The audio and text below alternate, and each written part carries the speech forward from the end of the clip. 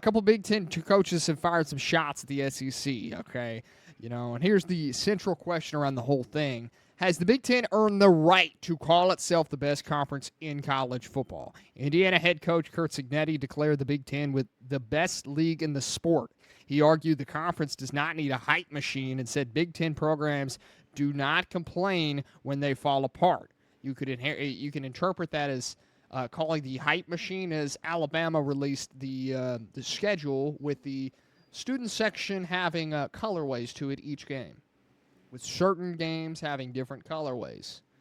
Cignetti obviously saying I think they don't need that. I think when he's talking about the hype machine, and unfortunately college football, regardless of the SAVE Act, has turned into ESPN versus Fox.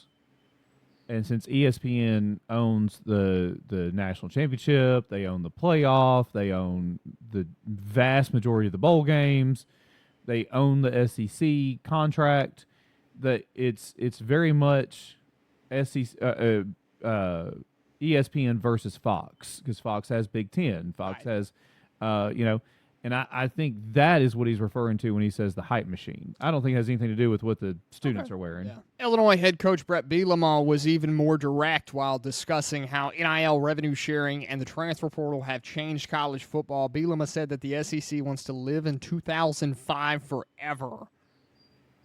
Or 18, 19, 21, 20, 22. Richie was more direct in saying we could live even further in the, I guess more recent. Less past recent. Yeah. Up until the last 3 years, yes. I don't think there's any question that the Big Ten has had the SEC's number the last couple of years, right? Yeah. And I've said this over and over again. When Cignetti wins 2 or 3 in a row, okay, I'll sit there and call it a dynasty. You want to call it whatever. Mm-hmm. It's a really good. You win 3 championships. It's a dynasty. Yeah. Okay. That's the truth. But when you sit there and I know we're going to dig into this. When you sit there and you look at those schedules in the Big Ten, and Indiana, where are they ranked in the schedule? I couldn't find them. I bet you they're in the hundreds. I mean, they have 2 ball games all year long that are it's Michigan and Ohio State. Okay. And that's it. Okay, and they're playing. Now they play Iowa. They're playing Howard, Western Kentucky. Their Big Ten games are Rutgers. Minnesota. They do have USC. They are playing Washington. Oh, I'm sorry, I lied. They don't even play Iowa.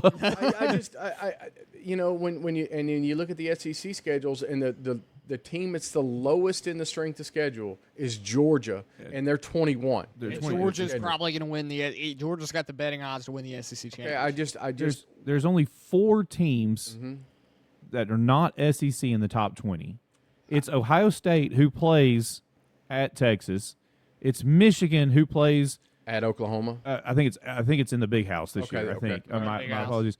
USC, who happens to have to play like Washington or Oregon and Ohio State and somebody else, and then Northwestern, who I don't know who they pissed off at and got the schedule they got. And the other thing is, it's not just that their schedules are not as strong as the SEC, and I think that's part of the hype machine is because it's ESPN's Power Football Index, so it's ESPN who's putting out these strength of schedules and everything, and has the SEC 16 of the top 20 toughest schedules in the college football are SEC. And if I'm not mistaken, how many teams are there in the SEC? 16. That's 16. Yeah. So that's all of them.